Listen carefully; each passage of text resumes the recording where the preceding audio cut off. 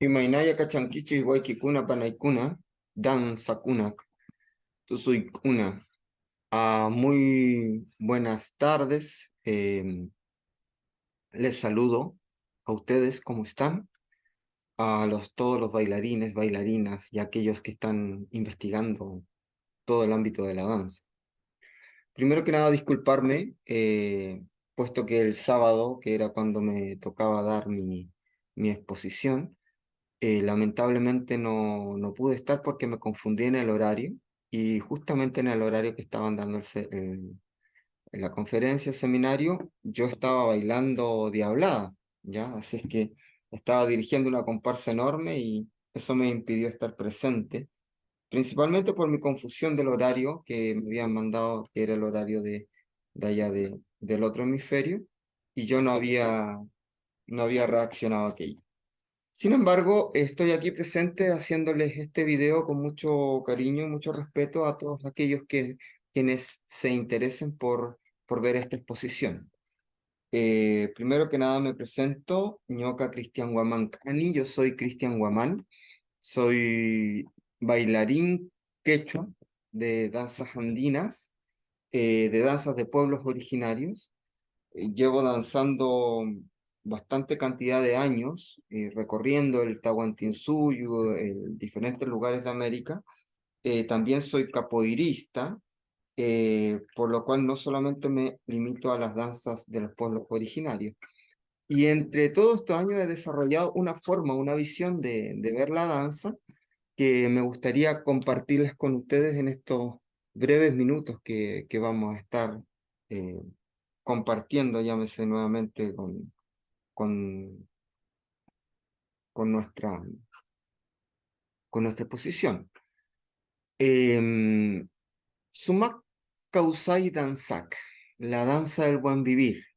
Primero tenemos que explicar qué es lo que es el Sumak Kausai, este concepto quechua andino, eh, que es el buen vivir y que está en diferentes pueblos expresados. Sumak Kausai. Sumak significa grande, bello, radiante, superior, sublime, por decirlo de alguna forma. Kausai es vida, ¿ya? Pero vida en el sentido de estar presente, de vida de vivir, no de residir. Residir tiene otra palabra en quechua, ¿ya? Vida de estar viviendo, de estar vivo. Es por eso que se traduce Sumak Kausai como el buen vivir, ¿ya? Toda una filosofía andina que se ha desarrollado en los últimos tiempos en torno a tratarle de dar una estructura a esta diferencia entre la cosmovisión o la visión occidental, ya heredada, por supuesto, en los últimos años del materialismo, de la visión cartesiana, y esta visión de los pueblos originarios que compartimos en todo el mundo, que tiene que ver con un desarrollo sustentable o en armonía con la naturaleza, con la Pachamama. A eso se le llama el buen vivir. El buen vivir tiene varias acepciones, varios eh, enfoques que se involucran dentro de lo que es el buen vivir. Por ejemplo, está el buen comer, el buen beber, el buen danzar, ¿ya? El ayin punuña, el buen dormir, ¿ya? El buen meditar, el ayin chancana, el buen trabajar, el ayin munaña, el buen amar. Así, diferentes aspectos que involucran el buen vivir.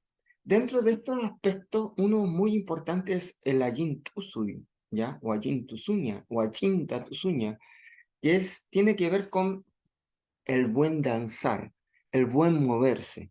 ¿Para qué danzamos? ¿No? ¿Por qué danzamos? Se danza en las comunidades andinas, primero para hacer comunidad, para hacer redes, pero también para cuidar y relacionarnos con todas nuestras comunidades internas, con nuestro ser interno, ¿ya? Se danza para ofrendar, pero también para estar en trance. Se danza para celebrar, pero también por una belleza. Por ejemplo, el buen danzar está muy ligado al a Yin Yang Kana. ¿Para qué trabaja el mundo andino? En la cultura occidental se mira el trabajo como una maldición, o sea, eh, cuando expulsan a Adán y Eva en la Biblia, ¿no es cierto?, del paraíso, donde no tenían que trabajar, solamente tenían que vivir y ser felices, se le dice a Adán: "No, ahora te vas a ganar la comida con el sudor de tu frente", ya casi como una forma de sufrir, de castigo, mirado el trabajo. En el mundo andino no es así, no tiene esa mirada. De hecho, uno en su trabajo lo hace para embellecer la Pachamama. No basta con hacer un trabajo, sino que además tu trabajo, además de ser bien hecho, debe ser bello, debe ser hermoso. Entonces no basta con hacer terrazas, andenes, por poner un ejemplo, donde florezcan o se cosechen los mejores alimentos, los mejores maíces, la mejor quinoa, sino que hay que hacer esos andenes en lo alto de los cerros. Y más encima, en lo alto de los cerros, cuando esas flores, esas plantas florecen, yo dibujo con los andenes un cóndor. Y en ese cóndor se llevan las almas de mi ancestro, dibujando en el cerro. Y esos son ejemplos Machu Picchu o todo el Valle Sagrado del Cusco, donde hay creaciones artísticas maravillosas, con solamente un fin, no solamente de producir, sino que también de embellecer la tierra. Lo mismo ocurre con la danza. El Ayin Tusui, el buen danzar, es el danzar que embellece, pero no solamente la danza que embellece, sino que embellece a las personas que la ejecutan y que la hacen, embellece a la comunidad, embellece a la vida. Para eso se danza. Para explicar esto tenemos que entender que dentro de la cosmovisión del mundo andino, ¿ya?, existen tres espacios básicos y en general de todos los pueblos originarios es así, que está el Hanan Pacha, el Kai Pacha y el Uku Pacha. Hanan Pacha tiene que ver con la tierra de arriba, donde habita el sol, la luna, la estrella, el rayo. Kai Pacha, donde habitamos los seres humanos, los animales, las plantas. Y el Uku Pacha, donde habitan las raíces, las semillas, dentro de la tierra, los minerales. A la vez, a la vez, nuestro cuerpo también tiene tres niveles, ¿ya? Y así hacia arriba está el Hanan Pacha, que es la cabeza, Kai Pacha, que es nuestro cuerpo, y Uku Pacha, que son nuestras extremidades. Pero también de adentro hacia afuera, el Hanan Pacha es nuestra energía, nuestro huevo luminoso, nuestro Hayu, el Kai Pacha nuestro cuerpo y el Uku Pacha nuestros órganos o nuestras emociones. Es importante en este proceso de entender la colonización cómo en el último tiempo, luego de saber y de comprender, ¿no es cierto?, de que llega este pueblo invasor a América Latina, imponiendo sus conceptos, sus ideologías, de Dios, del pecado y todo esto, una forma de dominación y de colonización cultural es justamente a nuestros pueblos no decirles que tienen cultura, sino que tienen folclore. Folclore es un concepto que nace por un inglés para decir de una u otra forma que ellos no tienen la cultura de los lore, porque los lore tienen cultura. Ellos tienen folclore, o sea, una cultura inferior. ¿Ah? Eh, por eso hay muchas definiciones de folclore, pero el origen del folclore nace como un concepto colonizador. Es importante entender eso.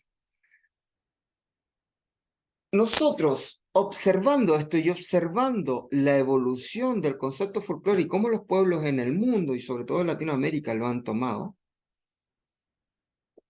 incluso con el investigador Daneman, que es un chileno, que profundiza en esto y dice: no, el folclore es una ciencia de estudio, ya, y se divide en cuatro, que es el folclore vida, que es cuando el cultor folclórico o el pueblo originario está en su ambiente originario desarrollando su actividad, cantar o bailar en la comunidad. a partir de la fiesta de la papa, por ejemplo. El folclore proyección es sacar de ese mismo espacio ese mismo hecho folclórico, esa misma representación, misma canción, mismo tema, y llevarlo a un escenario. Ahí yo ya estoy haciendo proyección folclórica.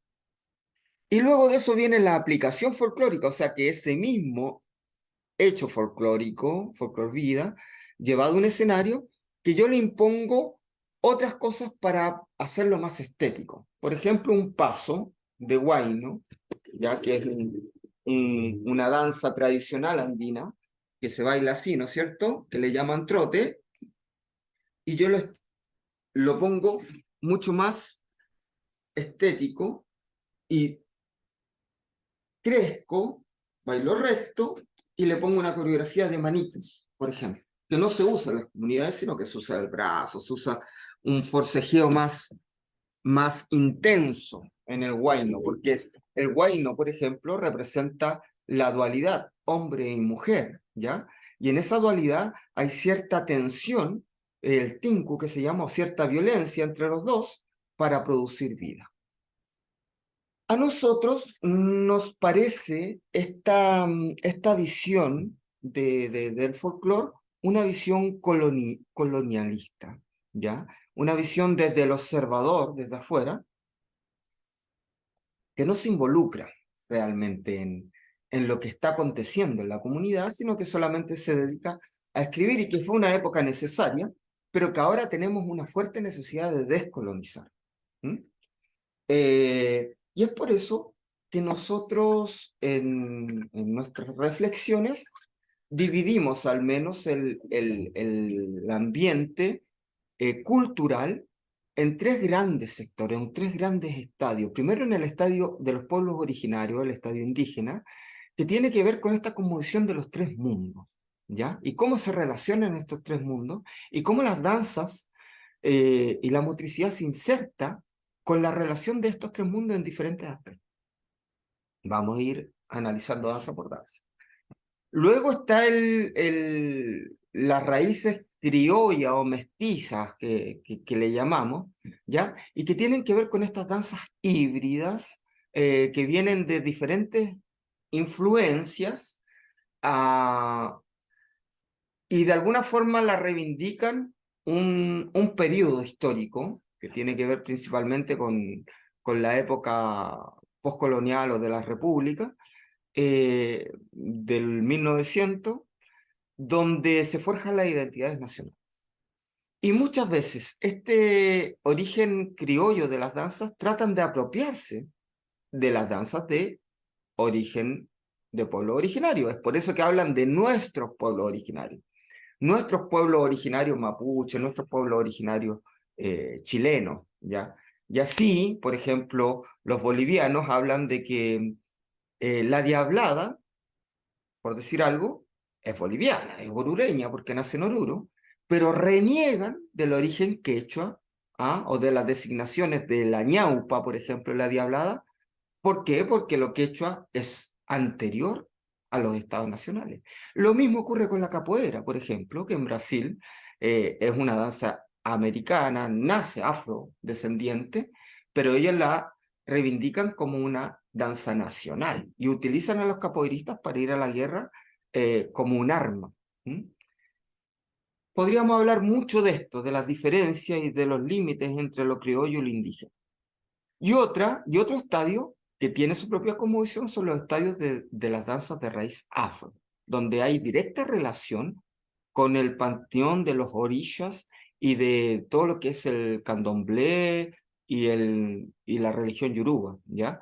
Es importante entender de que el afro latinoamericano tiene una identidad propia diferente a la de África. Y esto por diferentes situaciones que tuvo que ver el transporte de diferentes pueblos de África y cómo llegaron a América. Entendiendo esto, hay que situarnos en un proceso histórico. Y es por eso que planteamos esta segunda parte como del Hanan Pacha al Ucupacha. Hanan Pacha dijimos que es de la tierra de arriba al Ucupacha hacia la tierra de abajo. Bueno, y lo vamos a explicar con una leyenda, un mito que cuentan en las comunidades, Y dicen que cuando llegan los españoles, estaba el Taita Inti, que es el sol, arriba, en el Hanampache, iluminando todo el Tahuantinsuyo y toda la red de la Inca, de la Pachamama, el Capacñán, ¿no? En América. Y cuando llegan los españoles, mandan a este Taita Inti, este sol, ¿ya? Y lo desplazan. Y se instala ya el Taitacha Jesucristo o el Taitacha Temblores, que le llaman, que es la cruz, el Jesús de la cruz. Y este sol pasa al Ucupacha. Y eso ocurre en un periodo de Pachacuti, de un cambio violento, ¿ya? Y cuando el sol pasa al Ucupacha, es que vuelve al espíritu del ser. Entonces, toda nuestra resistencia y nuestra espiritualidad se vuelca hacia lo oculto. Nosotros, como pueblo originario, no podemos demostrar en el periodo colonial eh, todas nuestras creencias y hacia lo que nosotros nos movíamos y nos danzábamos, y lo volcamos adentro del cerro. ¿Por qué dentro del cerro? Dentro de la Pachamama. Porque comienza un periodo muy fuerte de esclavitud y donde más morían sabios, amautas, quechuas, aymaras, indígenas, es en las minas de oro y de plata, principalmente en Potosí, ¿ya? O en Huancavelica, en diferentes. Y entonces, el danzante, que era un danzante, que el danzante de por sí ya se consideraba sagrado, se vuelve un danzante guerrero, ¿ya? O lo que se le llama el tuzo y laica, en la danza que embruja. Y así es como nacen la danza de tijeras, por ejemplo, ¿ya?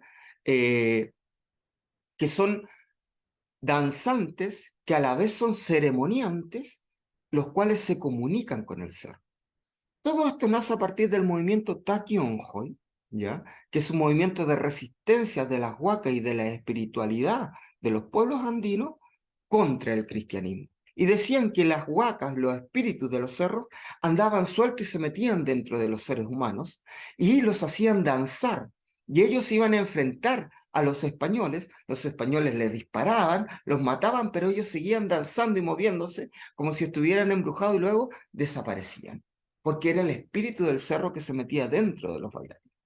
Y así ocurre un concepto de el trance en la danza, que ya se venía dando desde siempre en el Tahuantinsuyo, pero ya ocurre como un elemento político de resistencia.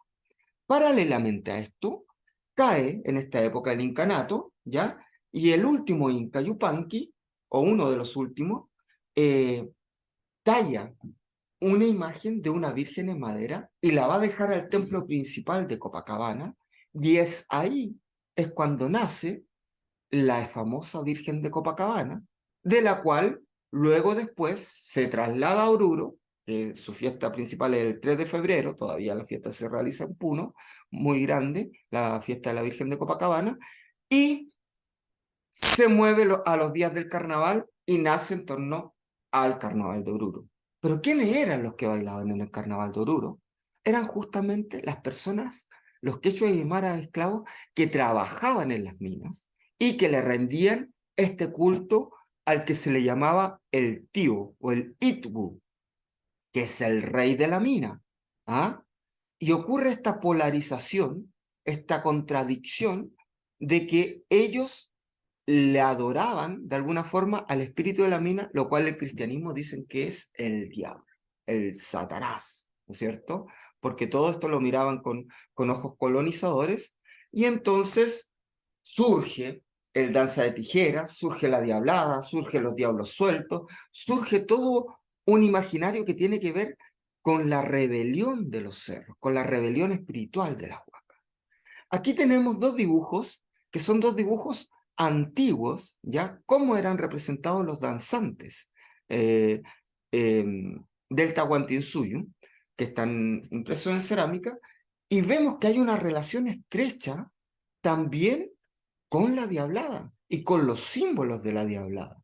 Es por eso que hemos querido mostrar estos elementos danzantes antiguos para entender qué significan. ¿Por qué todos ellos llevan dos báculos en las manos? Porque tiene que ver con Huiracocha, ¿no es cierto? Huiracocha, que es el Dios creador, el Dios generador, pero también es el centro del universo. Tiene que ver con el espiral que viene desde el centro del universo y que hace a la gente entrar en trance y para bailar y danzar con ellos.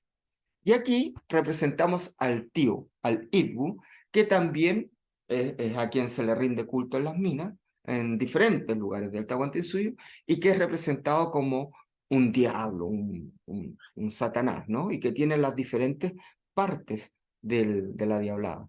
Ahora un punto, estas mismas partes, esta pechera, este cinturón con monedas, con pencas, o esta máscara con rayos que salen, o con cuernos, son los mismos elementos que tiene Huiracocha, representado en la Isla del Sol, o representado, por ejemplo, en el gigante de Atacama.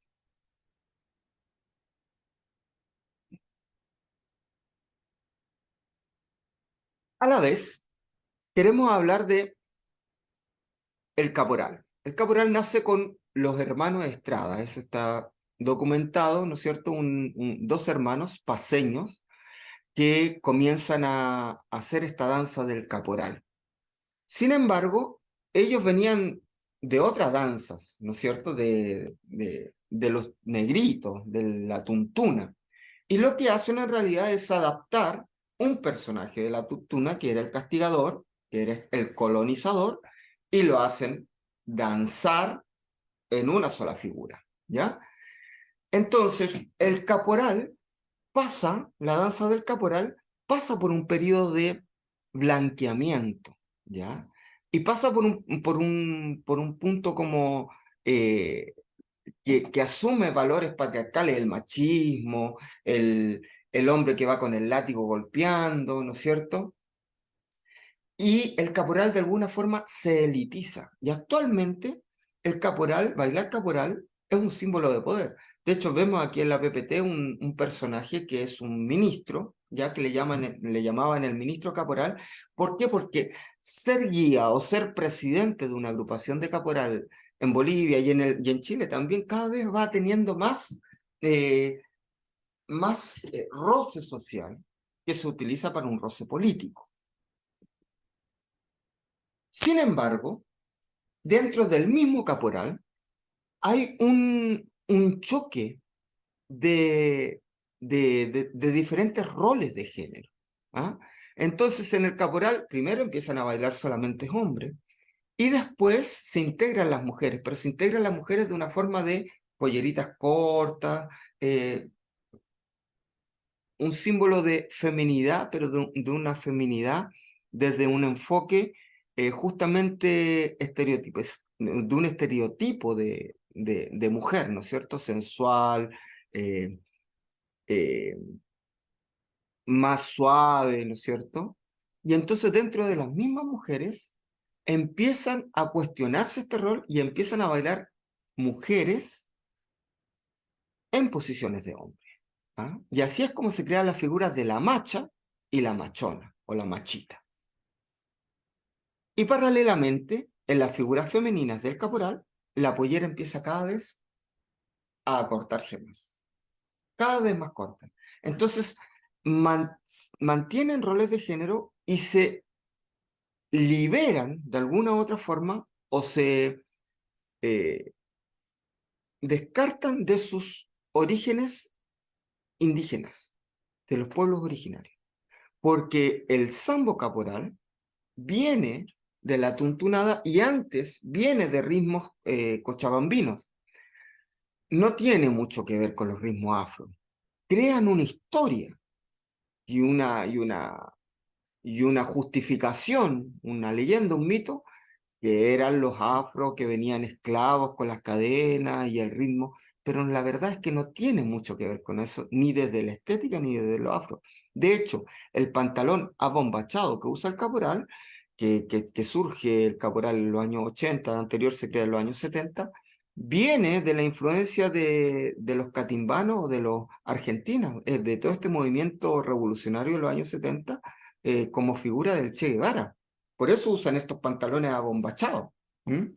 Y así hay un montón de significados que se ignoran históricamente de esta danza.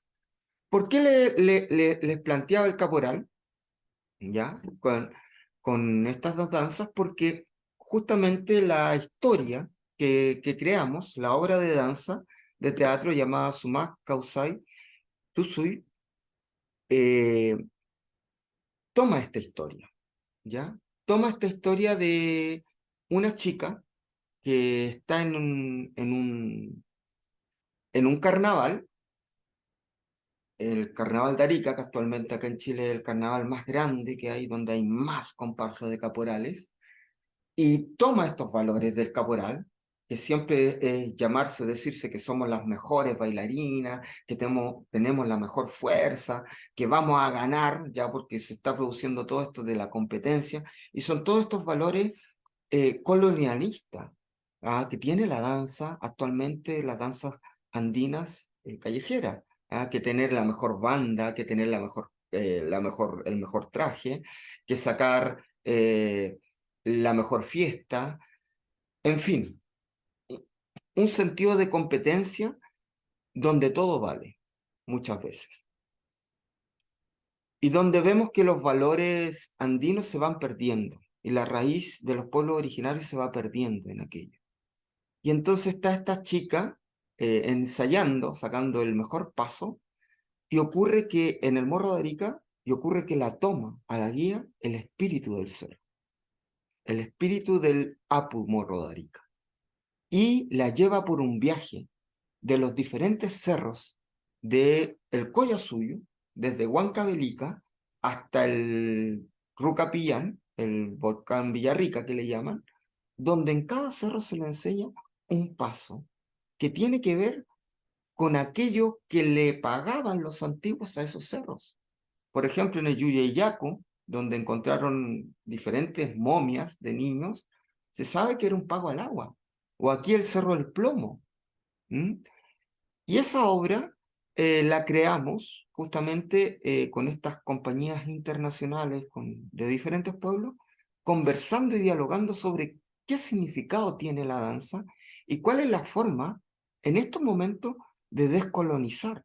Porque pareciera que todo lo que se propone desde los pueblos indígenas y desde cualquier movimiento rebelde termina siendo más material para consumo. Asimismo ha pasado con la figura del Che y con un montón de figuras que se vuelven formas de consumo. Y es lo que está pasando con la danza andina actualmente. ¿Y eso por qué? Porque aquí, al menos en Chile, yo puedo hablar desde Chile, hay una desvalorización de las danzas tradicionales y de nuestro conocimiento. En las universidades se enseña folclore. Tuve la suerte de estudiar y de ver los programas y de conocer los profesores de algunas universidades acá, de las escuelas de danza, pero se enseña folclore de una forma tan superficial, metiendo en un mismo paquete, ¿ya? El folclore criollo y el folclore indígena, viéndolo desde una mirada colonizante. Es muy difícil que alguien que venga del mundo de la cueca, por ejemplo, pueda entender las danzas indígenas. ¿Y qué es lo que te dicen? No, es que esas danzas son de origen boliviano, son de origen peruano. La diablada chilena es diferente. Bueno, lo que no saben justamente es que la diablada chilena crea personajes diferentes copiando personajes de otras danzas bolivianas y que eh, tuercen el sentido de la diablada. Porque falta esa memoria histórica, falta esa investigación, falta ese entendimiento de que cada movimiento tiene un sentido cultural, un sentido cultural. Si nosotros bailamos el huayno, que aquí le llamaron, mal llamado trote, porque se bailaba trotando, ¿ya? No es lo mismo que decir huayno, porque huayno viene desde su etimología, desde lo que significa en quechua, viene de la palabra huayna, ¿ya? O viene de la palabra guaira. Guaira es viento arremolinado. Guaina es joven. O sea, tiene que ver con una danza de fertilidad, de juventud, de pareja, de dualidad. ¿Mm? Y aquí le llaman trote, entonces ya desde ahí ya no, no se entiende o diferencian por crear cantidad de danza, diferencian, no, es que esto es guayno y esto es cacharpaya. Bueno, la cacharpaya es un huayno. Hay muchos tipos de huayno, ¿ah? Pero la cacharpaya es parte esencial de un proceso que se llama huayno, que es el final, es la despedida, pero no es otra danza distinta. Entonces se quedan en la superficialidad de las cosas. Y es sumamente importante, ojalá empezar desde la universidad y desde la escuela de danza, donde existan docentes, profesores que realmente entiendan que el movimiento, la danza, tiene un sentido cultural y que puede ser cualquier tipo de movimiento, pero si se hace para verse más estética desde un ballet, desde la visión del ballet folclórico, es que ya estamos transgrediendo la raíz y estamos colonizando. Y es lamentable, porque cualquier grupo de danza actualmente se pone ballet sin tener ni un poco de técnica de ballet, ni siquiera entender el origen, ¿ya? Pero ya se ponen ballet, ballet folclórico, no sé, Inti por decir algo, ¿no es cierto? Eh, y en vez de llamarse danzas sol y luna, ¿ah? Inti se ponen ballet folclórico. Justamente el concepto de ballet y de folclore son conceptos colonizadores. Para descolonizar, primero tenemos que entender la raíz e ir a las comunidades a entender cuáles eran los significados de aquellos movimientos y comprender en aquellos maestros que todavía existen, que todavía están dando resistencia, cuál es el fin del Ajin Tusui. Espero les haya gustado esta pequeña introducción a un tema muy amplio, sobre todo en el análisis de lo que es el folclore, de lo que es el movimiento, de lo que es la estética de las danzas y de las tradiciones quechua aymaras, y los invito a poder ver, si tienen la oportunidad, esta obra de danza, Sumat Kausai Tusui. Muchas gracias, Tupananchiskama, y espero que les haya gustado.